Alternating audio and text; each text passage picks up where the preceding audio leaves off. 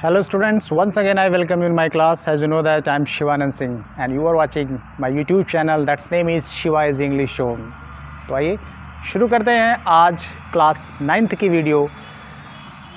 आपको पता ही होगा इसकी वीडियो की जो फर्स्ट पार्ट है वो आपको इस डिस्क्रिप्शन बॉक्स में नीचे मिल जाएगी, आप उसे ज़रूर पढ़ लीजिए अगर आपको चैप्टर कम्प्लीटली समझना है। उसमें मैंने आपको राइटर्स के बारे में बता रखा है और क्या पढ़ना है आपको उस बारे में भी डिस्कशन कर रखा है। और अभी जो प्रेजेंट चैप्टर है वो फर्स्ट पार्ट का है, यानी जो चैप्टर आपका सेकंड चैप्टर है, ठीक है। ये second chapter the sound of music, the sound of music नाम का जो चैप्टर है 2 पार्ट में डिवाइड है।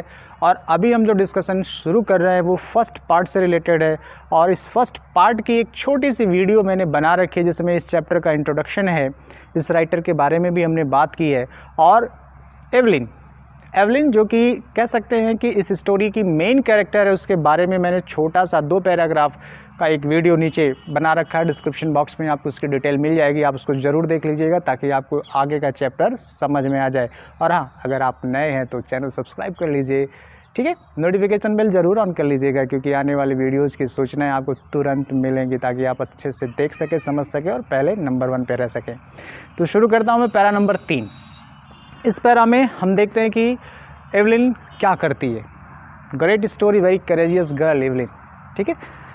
तो but Evelyn was not going to give up. Give up माने होता छोड़ देना या त्याग करना। एवलिन किसी तरह से हार मानने वाली नहीं थी, यानी वो ये नहीं समझ पा रही कि करना है या छोड़ना है। ये एवलिन के डिक्शनरी में था ही नहीं। एवलिन ने कहा करना है तो करना है, उसमें छोड़ने का सवाल ही नहीं बनता। फिर आगे कहती है कि she was determined to lead a normal life. भाई हियरिंग चौपट हो गई, ख़राब हो गई, तो उसने कहा कि ऐसा नहीं है कि मेरी हियरिंग चौपट हो गई तो मैं सारा जीवन अब मान लूँ कि मेरा बेकार हो गया। ये मानने को तैयार नहीं थी। और आगे उसने लिखा कि शी वॉज डिटरमाइंड, वो एकदम दृढ़ निश्चय थी, एकदम श्योर थी क्या, to lead a normal life, कि मैं एक सामान्य जीवन जीऊँगी। It mean just like a normal people. मेरे जीवनचर्या में कोई भी बदलाव नहीं आएगा। And pursue her interest in music, और जो उसका इंटरेस्ट है म्यूज़िक में उसको कंटिन्यू करेगी, वो भी ब्रेक नहीं होगा। क्योंकि आपको थोड़ा सा अजीब लग रहा होगा, मैंने शुरू में बता रखा, पहली वीडियो में आप उसको पढ़ेंगे तो आपको समझ आ जाएगा कि मैं ऐसा क्यों कह रहा हूँ। कि जिसका इंटरेस्ट म्यूज़िक में और वो कान से बह रहा हो तो ये कॉम्बिनेशन आपको बड़ा अजीब लगना चाहिए, क्योंकि जब आप सुनेंगे नहीं, रिदम को महसूस नहीं करेंगे तो कैसे आपको आगे का काम हो पाएगा। तो एवलिन के कान ख़राब हैं। लोगों ने कहा कि इसका जो टेस्ट है म्यूज़िक के लिए, जो इंटरेस्ट है म्यूज़िक के लिए, वो सब ख़राब हो जाएगा, इसकी लाइफ में अब कुछ नहीं बचा है। लेकिन एवलिन ने डिसाइड कर लिया, डिटरमाइन कर लिया कि नहीं, मुझे एक नॉर्मल लाइफ जीनी है और मैं अपने जीवन में म्यूज़िक को ही एक्सेप्ट करूँगी। It means music will be my career.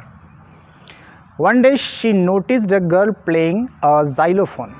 एक दिन नोटिस किया हमारी एवलिन ने कि एक लड़की ज़ाइलोफोन बजा रही थी, बजाते हुए देख लिया उसने। And decide that she want to play too, और उसने भी निर्णय लिया। किसने? एवलिन ने भी निर्णय लिया। उस लड़की को ज़ाइलोफोन बजाते हुए एवलिन ने डिसाइड किया कि मैं भी ज़ाइलोफोन बजाना चाहती हूँ, ठीक है। Most of the teachers discouraged her. ज़्यादातर जो टीचर्स थे उन्होंने एवलिन को डिस्करेज किया, नहीं एवलिन तुमसे नहीं हो पाएगा, तुम्हें नहीं कर पाओगे, यू आर हियरिंग इम्पेयर्ड, आप कान ख़राब हैं, आप कैसे म्यूज़िक के फील्ड में इंटरेस्ट अपना दिखा रहे हो, मत जाओ, आप नहीं सक्सेस पाओगे। लेकिन but percussionist Ron Forbes spot her potential. लेकिन यहाँ पर एक देखिए नाम आता है, आप इस नाम को ज़रूर समझिए कि तबला वादक जो रॉन फॉबर्स थे उन्होंने देखा कि there is a great possibility present in Evelyn, कि एवलिन के अंदर एक बहुत सारी संभावनाएं संगीत के लिए। किसने? तबला वादक, ठीक है, रॉन फॉर्ब्स ने पहचानी पोटेंसी एवलिन की। He began by tuning 2 large drum of different note. क्या किया? ही बिगन, शुरू किया उन्होंने। किसने शुरू किया? रॉन ने, रॉन फॉर्ब्स ने शुरू किया। क्या? उसने 2 बड़े बड़े ड्रम को अलग अलग 2 ट्यून्स बजाना शुरू किया, क्योंकि तबला वादक थे तो उन्होंने 2 बड़े ड्रम लिए। एक ड्रम पे कोई दूसरी एक ट्यून चल रही थी, इस बड़े वाले दूसरे ड्रम पे कोई दूसरी ट्यून चल रही थी। It means there are 2 big drums and both the drum is played by Ron Forbes to different notes. दोनों पे 2 अलग अलग चीज़ें बजाई जा रही थी। फिर क्या हुआ? Don't listen through your ears, उन्होंने कहा डोंट लिसन थ्रू ईयर्स, कानों से मत सुनो। जनरली हम आप तो कान से सुनते हैं, तो उन्होंने मना किया रॉन फॉवर्स ने एवलिन को कि कानों से मत सुनो। He would say try to sense it some other way, sense माने अनुमान लगाने के, एहसास करने की कोशिश करो कुछ और।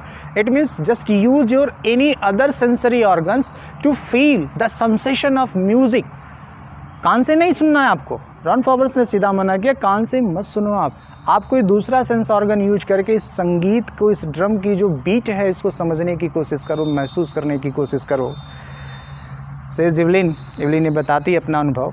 Suddenly I realised I could feel the higher drum from the waist up and the lower one from the waist down.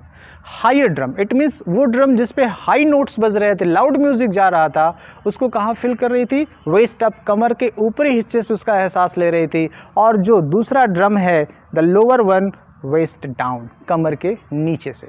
It means कान से नहीं महसूस किया उसने संगीत को जो रॉन फॉवर्स ने बजाया, जो 2 ड्रम बजे, उसने जो हाई नोट्स की जो ड्रमिंग नॉइज़ थी या साउंड था उसको अपने अपर, कमर के ऊपरी हिस्से से, और जो लोअर था निचले हिस्से से, कमर के निचले हिस्से से एहसास किया। फोर्ब्स रिपीटेड द एक्सरसाइज, और रॉन फोर्ब्स ने फिर से ड्रम पे कोई दूसरी ट्यून दी कि शायद प्रैक्टिस कराने के लिए, एवलिन को प्रैक्टिस कराने के लिए। Forbes repeated the exercise and soon Evelyn discovered that she could sense certain note in different parts of her body. Evelyn ने जब प्रैक्टिस होने लगी, रॉन फॉवर्स डिफरेंट नोट्स बजाते थे, तो एवलिन ने धीरे धीरे एहसास किया, महसूस किया कि अलग अलग नोट्स को उसके बॉडी के डिफरेंट पार्ट फील कर पा रहे हैं, सेंस कर पा रहे हैं। आप देखिए, ध्यान समझिए इस बात को, कान का इस्तेमाल नहीं हो रहा है उस म्यूजिक को सुनने के लिए, उसके अलावा बाकी जितने शारीरिक अंग हैं एवलिन के, उनसे वो संगीत को महसूस करने और सुनने की कोशिश कर रही है। और उसको प्रैक्टिस करने वाले कोई नहीं, बहुत बड़े मशहूर तबला वादक रॉन फॉवर्स हैं, रॉन फॉर्ब्स हैं। आगे देखते हैं।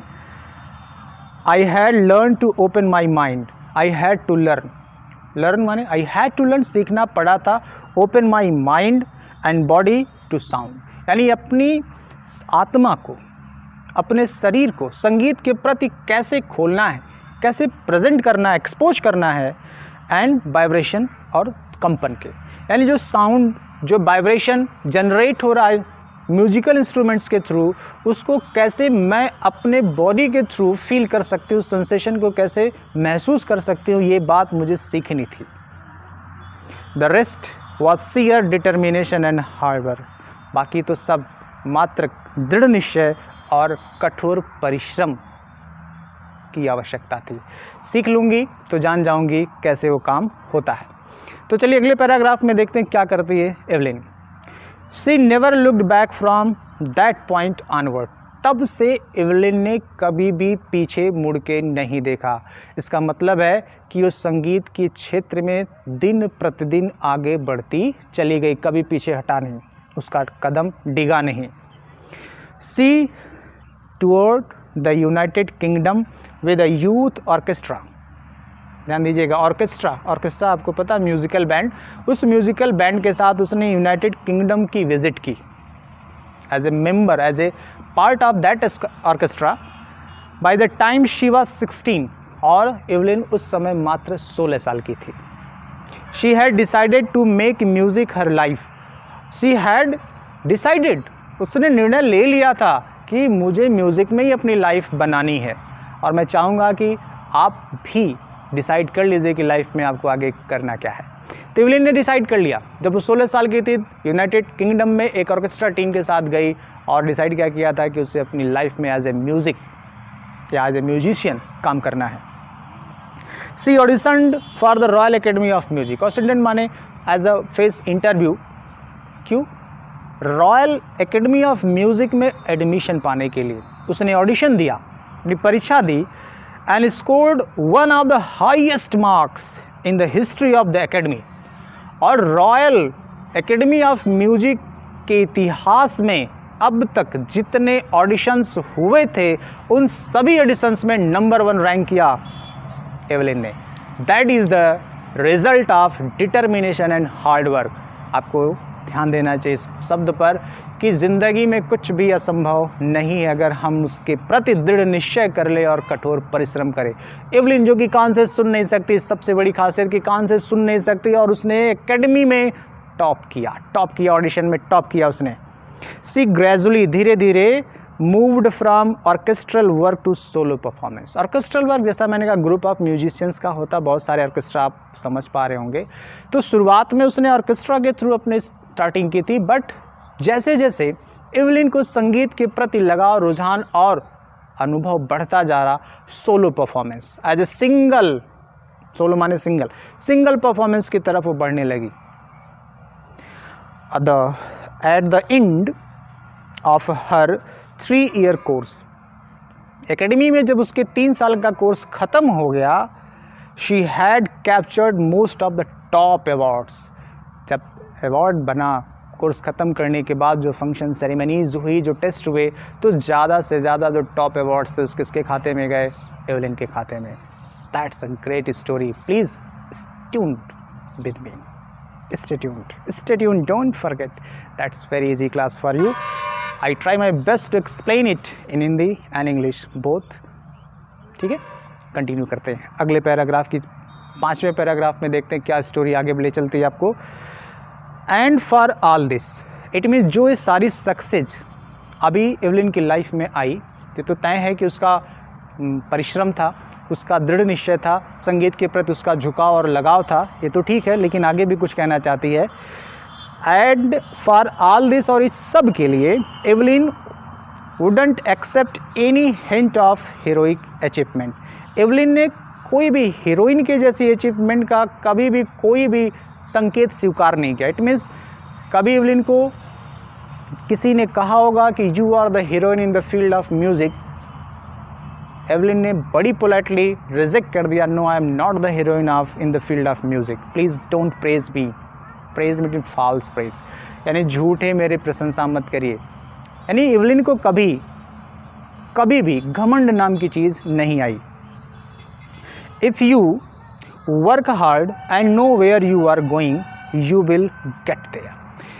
बहुत ज़बरदस्त लाइन है कि अगर आप कठोर परिश्रम करते हैं और आपको पता है कि आपको जाना कहाँ है, तो निश्चित तौर पर आप वहाँ पहुँच जाते हैं। It means you have to first decide your target, and to achieve that target you have to work hard, and I think you never failed to achieve your target.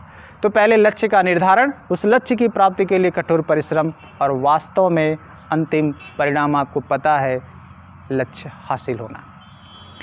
And she got right to the top, और इसी से उसने right to the top, सबसे ऊंचा स्थान प्राप्त किया Evelyn ने।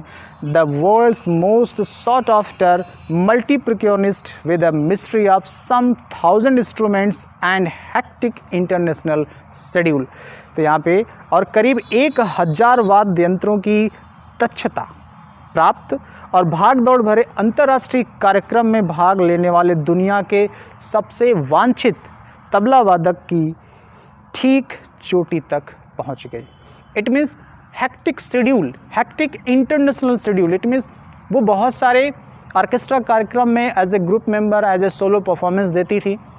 उसके बाद 1000, यहाँ पे लिखा है कि सम 1000 इंस्ट्रूमेंट्स, कुछ हज़ार वाद्य यंत्रों में लगभग उसने अपने आप को perfection with exercise with hard work receive किया, और इस तरह से धीरे धीरे टॉप मोस्ट म्यूजिशियंस की कैटेगरी में स्टैंड कर गई हमारे Evelyn. It is intriguing to watch Evelyn functioning so effortlessly without hearing. Intriguing means surprising. What surprising? बिना सुने अपनी परफॉर्मेंस देना, और बिना रुकावट के performance. There is no hesitation, no hurdle. That's a surprising moment. Evelyn बिल्कुल उसी तरह से काम करती थी। इट इज़ इंट्रूगिंग, यह एकदम उत्सुकतापूर्ण है। टू वॉच एवलिन, एवलिन को देखना, क्या फंक्शन सो इफर्टलेसली विदाउट हियरिंग। बिना सुने एवलिन को आराम से काम करते हुए देखना अपने आप में बहुत ही पैशनेट कर देता है। ठीक है, हम एक नॉर्मल पीपल हो करके भी इतना ज़्यादा एक्सपर्टाइज नहीं हो पाते, अपने काम में पारंगत नहीं हो पाते। और यहाँ पे तो एवलिन ने जिस अंग से हम पारंगत होते हैं वही नहीं है, उसके अभाव में भी उसने अपने आप को उस फील्ड में सर्वश्रेष्ठ सिद्ध किया। That's very very surprising really. आगे लिखते हैं, in our 2 hours discussion she never missed a word. It means जो हमारी राइटर हैं उन्होंने एवलिन से बात की, डिस्कस किया, और डिस्कशन के दौरान हमारे राइटर ने फील किया कि एवलिन ने एक भी शब्द मिस नहीं किया। इट मीन्स सब रीड कर गई, सब फील कर गई, समझ गई कि क्या कहना चाहती है हमारी writer. Man with bushy beard give me trouble. एक बात कही एवलिन ने कि जो बुशी बियर्ड वाले यानी जो घनी दाढ़ी वाले आदमी होते हैं ना, उनसे मुझे बड़ा कष्ट होता है। क्यों? अभी बताती हैं। वो हंसी, कह के हंसने लगी, रीज़न बताती है कि मुझे क्यों कष्ट होता है। कहती है, it is not just watching the lips, क्योंकि जब बुशी बियर्ड होगा तो that your lips are covered with your beard. आपके जो होठ हैं वो दाढ़ी से, मूँछों से पूरी तरह से ढक जाते हैं, तो एवलिन को वो आपके होठ की मूवमेंट्स नहीं दिखती, और एवलिन आपके होठों को रीड करके समझ पाती है कि आप कह क्या रहे हो। तो वही कहती है कि जो दाढ़ी वाले आदमी होते हैं ना, वो मुझे बहुत कष्ट देते हैं। क्यों कष्ट देते हैं आप समझ गए होंगे कि होठ दिखते नहीं हैं, वो कह क्या रहे हैं वो समझ नहीं पाती है। इसीलिए लिखती है उसने कि it is not just washing the lips, it is the whole face, specially the eyes. क्योंकि आपके जब एक्सप्रेशंस आते हैं तो चेहरे पे ही आते हैं। अगर चेहरा आपके बुशी बियर्ड से कवर्ड होगा तो आपकी आंखें, आपके जो स्माइल है या जो कोई और एक्सप्रेशंस है, वो पूरा एक्सप्रेशन क्लियर नहीं होता है। तो थोड़ी सी प्रॉब्लम होती है एवलिन को रीड करने में कि आप कह क्या रहे हो या आप कहना क्या चाह रहे हो। She speak flawlessly with a Scottish tilt. यहाँ पर फ्लॉलेसली का मतलब है बिना किसी त्रुटि के, कोई फॉल्ट नहीं है, बिना त्रुटि के स्कॉटिश लहजे में बात करती है। क्योंकि स्कॉटलैंड की रहने वाली थी तो उसकी बातों में स्कॉटिश नज़रिया यानी जो लहजा, बोलने का तरीका, अंदाज़ है, उसमें स्कॉटिश फीलिंग या कह सकते हैं कि प्रभाव नज़र आता था। वो स्वाभाविक भी है, हम इंडियंस भी अंग्रेज़ी बोलते हैं तो वो हमारा फ्लो नहीं होता, हमारे प्रोनाउंसिएशन नहीं होते हैं। तो just the same Evelyn Scotland की, तो उसके लहजे में थोड़ा सा उसका प्रभाव देखने को मिलेगा, लेकिन बिल्कुल विदाउट फॉल्ट, कोई फ्लॉलेसली मतलब बिना किसी गलती के बोलती थी। फिर आगे कहते हैं, माई स्पीच इज़ क्लियर। जो मेरी स्पीच थी वो एकदम क्लियर थी, because I could hair till I was 11। क्योंकि मैं जब 11 साल की थी, एवलिन कहती कि जब मैं 11 साल की थी तो मैं सुन सकती थी, इसलिए मैं जो बोलती हूँ स्पष्ट बोलती थी। जनरली आपको पता नहीं होगा कि जो लोग बहरे होते हैं वो गूंगे होते हैं। ऐसे कौन लोग होते हैं? जो बचपन से यानी जन्म से ही बहरे होते हैं, क्योंकि जब हम शब्द को सुनेंगे नहीं तो उसे बोलेंगे कैसे। ठीक है, तो एवलिन को जैसा आपको पता है वो जन्म से बहरी नहीं थी, 11 साल की उम्र के बाद उसकी पूरी तरह से हियरिंग कैपेसिटी ख़त्म हो गई। तो एवलिन ने बात बताई कि मुझे बोलने में कोई तकलीफ़ या कोई दिक्कत नहीं होती है। But that does not explain how she manage to learn French and master basic Japanese. लेकिन यहाँ पर एक बात और कहती है कि लेकिन ये बात समझ में नहीं आती कि उसने किस प्रकार से फ्रेंच लैंग्वेज सीख ली और थोड़ी सी जो प्राइमरी जैपनीज़ लैंग्वेज है उसको कैसे सीख लिया। ये बात थोड़ा सा बताने से झिझकती है, संकोच करती है। तो आपने देखा कि हमने आज 3, 4 और 5वां पैराग्राफ कवर किया है, और मुझे उम्मीद है कि मैं बहुत जल्द एक और वीडियो आपको दूंगा जिसमें चैप्टर्स के जो बाकी चैप्टर्स का मतलब कि इस एवलिन के पार्ट का जो हिस्सा है वो अगली वीडियो में मैं पूरा कवर कर दूंगा। हाँ, चलते चलते मैं एक रिक्वेस्ट ज़रूर करूँगा कि आप अगर नए हैं तो प्लीज़ चैनल को सब्सक्राइब कर लीजिए, शेयर दीजिए, व्यूज़ दीजिए, और अपने आप को मोटिवेट करने के लिए और डिफरेंट एस्पेक्ट्स पर पढ़ने के लिए, समझने के लिए मेरे ब्लॉग को भी पढ़िए। ब्लॉग है सहजउक्ति.blogspot.com। तो ज़्यादा से ज़्यादा आप उस पर अब समय दीजिए, आपको ज़्यादा बेटर फील होगा। Thank you for watching my video. फिर मिलते हैं अगले वीडियो में वंस अगेन।